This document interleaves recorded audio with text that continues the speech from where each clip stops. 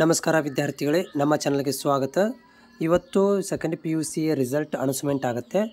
1:15ಗೆ ನಿಮಗೆ ಏನು ಮಾಡ್ತಾರೆ ಅಂತಂದರೆ ಆಕ್ಸೆಸ್ ಮಾಡಲಿಕ್ಕೆ ರಿಸಲ್ಟನ್ನು ಆಕ್ಸೆಸ್ ಮಾಡಲಿಕ್ಕೆ ಲಿಂಕನ್ನು ಕೊಡ್ತಾರೆ. ಸೊ ಯಾವ ಲಿಂಕಿಗೆ ಹೋಗಬೇಕು ಅನ್ನೋದ್ರ ಬಗ್ಗೆ ಇಲ್ಲಿ ನೋಡೋದಾದರೆ, ಇಲ್ಲಿ ನೋಡ್ತಾ ಇದ್ದೀರಿ, ನಾನು ಈಗ ಗೂಗಲ್ ಮಾಡಿ ನಿಮಗೆ ಲಿಂಕನ್ನು ತೋರಿಸ್ತೇನೆ. ಸೊ ಈ ಫಸ್ಟ್ನೇ ಕಾಣಿಸ್ತಾ ಇದೆಯಲ್ಲ ನಿಮಗೆ KARresult.nic.in ಅಂತ, ಇದಕ್ಕೆ ನೀವು ಕ್ಲಿಕ್ ಮಾಡಬೇಕಾಗತ್ತೆ.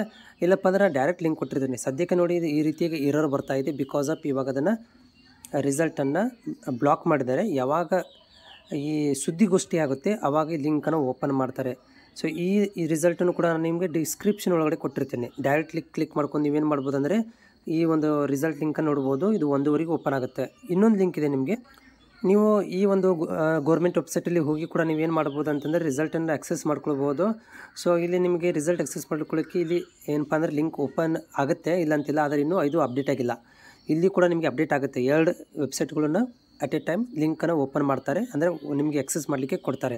ಇಲ್ಲಿ ನಿಮ್ಮ ರಿಜಿಸ್ಟ್ರೇಷನ್ ನಂಬರ್ ಹಾಕಬೇಕು, ಪ್ಲಸ್ ಇಲ್ಲಿ ನಿಮ್ಮದು ಆರ್ಟ್ಸ್ ಇದ್ದರೆ ಆರ್ಟ್ಸ್ ಹಾಕಬೇಕು, ಕಾಮರ್ಸ್ ಇದ್ದರೆ ಕಾಮರ್ಸನ್ನು ಇಲ್ಲಿ ಹಾಕ್ಬೋದು, ಅಥವಾ ಸೈನ್ಸ್ ಇದ್ದರೆ ಸೈನ್ಸನ್ನು ಹಾಕಿ ವೇವ್ ಅಂತ ಕೊಟ್ಟಾಗ, ರಿಜಿಸ್ಟ್ರೇಷನ್ ನಂಬರನ್ನು ಹಾಕಿ ವೇವ್ ಅಂತ ಕೊಟ್ಟಾಗ ನಿಮ್ಮ ರಿಸಲ್ಟ್ ಇಲ್ಲಿ 1:15ಗೆ ನೀವು ಟ್ರೈ ಮಾಡಬೇಕಾಗುತ್ತೆ.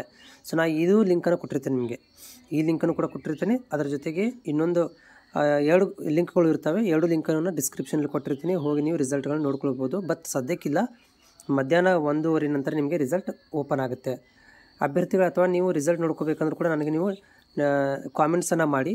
ನಿಮ್ಮ ರಿಸಲ್ಟನ್ನು ಕೂಡ ನಾನು ನೋಡಿ ನಿಮಗೆ ಮಾಹಿತಿಯನ್ನು ಕೂಡ ಕೊಡ್ತೇನೆ. ನಿಮ್ಮ ರಿಜಿಸ್ಟ್ರೇಷನ್ ನಂಬರನ್ನು ಇದ್ದರೂ ಕೂಡ ನೀವು ನನಗೆ ಶೇರ್ ಮಾಡ್ಬೋದು. ಶೇರ್ ಮಾಡಿದರೆ ನಾನು ಅದನ್ನು ನಿಮಗೆ ರಿಸಲ್ಟ್ಗಳನ್ನು ಎಷ್ಟಾಗಿದೆ ಅನ್ನೋದು ಕೂಡ ಮಾಹಿತಿನ ಕೊಡ್ಬೋದು.